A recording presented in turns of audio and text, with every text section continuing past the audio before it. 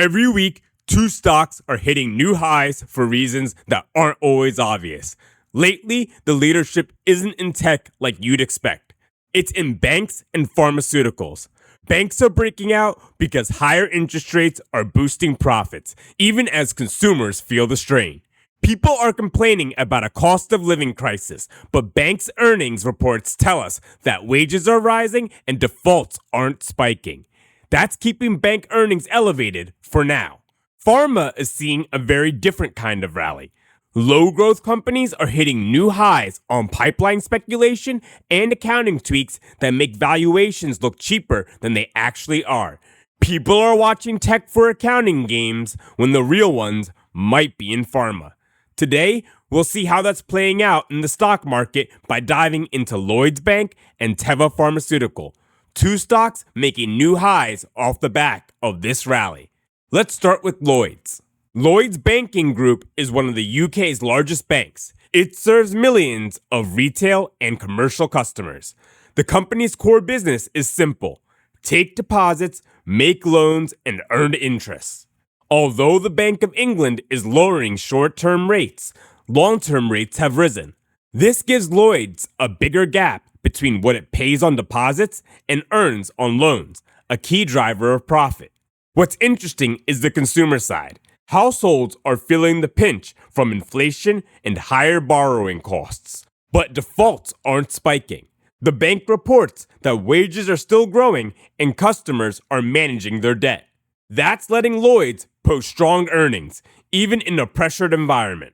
The risk is that this profit boost is cyclical. When long-term rates potentially fall, earnings could soften. Also, regulatory scrutiny remains, as highlighted by the recent motor loan issue. For investors, Lloyds shows that the consumer isn't dead yet, but bank profits are peaking off consumer pain. Lloyds' profits are looking stronger than ever, but much of that growth is tied to the current interest rate environment. The long-term trend tells a different story. Zoom out over 10 years and the bank's revenues show minimal growth. Long-term interest rates have risen even as the Bank of England cuts short-term rates. This lets Lloyds earn more on loans while paying less on deposits, boosting the bank's net interest margin. A key metric for bank investors to pay attention to is return on tangible equity, or ROTE. Lloyds' ROTE hit 14.6% this year, which looks impressive. However, we know the boost comes mostly from the current interest rate environment, not sustainable growth in loans or efficiency. ROTE tells you a lot about profitability, but without understanding what's driving it, it can also be misleading. This teaches us a key lesson. Impressive profits over a short period can happen even in a stagnant underlying business. Even with strong current earnings, Lloyds remains a bank with modest long-term revenue growth. The market is rewarding it for short-term profits, but sustainable growth has been minimal. Lloyds often trades below book value, the spread between a company's assets and liabilities. Buying a dollar for less than $1 is rare, but that's exactly what value investors have gotten with banks like Lloyds.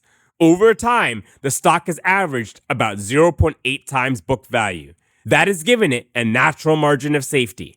Right now, though, the stock trades around 1.2 times book value, about 50% above its historical average. For profits that seem mostly temporary and for a business with minimal long-term growth, that's a huge premium. My position? Hard pass. There are better ways to protect yourself in an overvalued market than paying above average for a bank whose earnings will eventually normalize.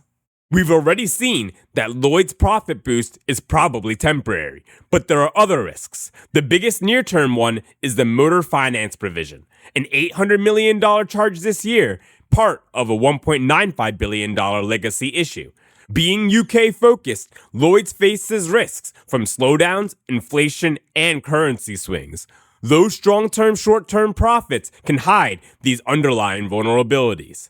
Lloyds is a profitable bank today, but most of that growth is temporary. Long-term revenue is flat, and risks from regulation and the UK economy mean this isn't a stock to chase. While Lloyds shows how a short-term tailwinds can inflate profits in a mature business, Teva tells a different story. a low-growth company where speculation and accounting quirks are driving new highs. Teva Pharmaceutical is in the middle of a major transformation, moving from a low-margin, volume-driven generics business to a smaller, higher-margin portfolio of specialty medicines designed to drive real growth. Generics remain a stable cash engine, but fierce competition and price pressure make them a tough place to grow. By investing in a few key innovative drugs that address underserved or hard-to-beat conditions, Teva hopes to boost profitability while smoothing out revenue swings. The company is celebrating its 11th consecutive quarter of growth, a modest 3% in Q3 2025, highlighting just how hard sustainable revenue growth is in this sector. Its top-performing drugs help patients with complex neurological and chronic conditions, giving Teva a chance to capture high-value markets in the US and globally. The real excitement for investors comes from Teva's late-stage pipeline. These high-potential drugs could generate billions in new revenue if successful, and that possibility fuels the optimism in the stock, despite the risks. Teva's current financial performance is a fight to maintain steady revenue growth. Q3's 3% increase continues this modest trend and highlights why the company is pivoting to higher margin innovative products. Margins are improving because these new medicines command higher prices and face less competition than generics. But generics still make up the majority of the business.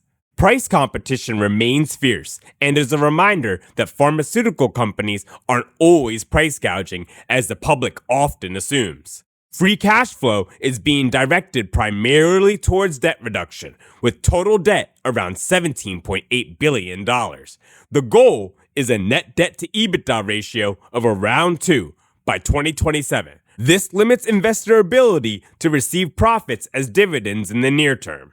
Another key metric to watch is the forward PE. Pharma companies often look more attractive on a forward PE than a trailing PE. This is because adjusted earnings exclude one-time costs like acquisitions and restructuring, costs that are effectively recurring for many pharma companies. In reality, these firms are far more expensive than they first appear. A careful deep dive is essential. Looking at Teva's valuation more realistically, the forward PE is closer to 26. This is after you strip out adjustments for acquisitions and restructuring. It's not the 10 some platforms show. Revenue growth is modest, around 3%. Even if we assume 4% over the next 5 years, a fair forward PE should be closer to 18. That implies a potential 15% loss over the next 5 years. Let's say the new drugs succeed and deliver a best case 25% annual return. Upside from today is only around 20%. With a potential 54% downside if the pipeline stumbles, the risk to reward ratio doesn't make sense. My take, hard pass. Teva faces too many risks. The pipeline execution is too hard to forecast. Generics are always under intense pricing pressure, and you are betting on complex science that you would need to either be a scientist or biologist to fully understand. Teva's pivot to high-margin drugs shows promise, but the stock isn't cheap. It's a sign the stock market is getting too optimistic about companies with speculative upside. Looking at Lloyds and Teva, we see two very different ways the market is rewarding companies right now. Lloyds is benefiting from temporary economic tailwinds. Higher interest rates are inflating profits, even as long-term growth stays flat. Teva shows that even slow-growth pharma companies can trade at high valuations if there's even a hint of pipeline success. The bigger picture? Market strength has spread beyond sustainable profits. The consumer is holding up, but speculation is driving valuations in sectors beyond tech. Investors need to be careful. Short-term gains can hide long-term risks, and froth can appear in places you'd least expect, like banks and pharma companies. If this analysis was helpful, please hit the like button. And since you stuck around to the end, join me on Discord. I'd love to answer any questions you have. Thanks. Bye.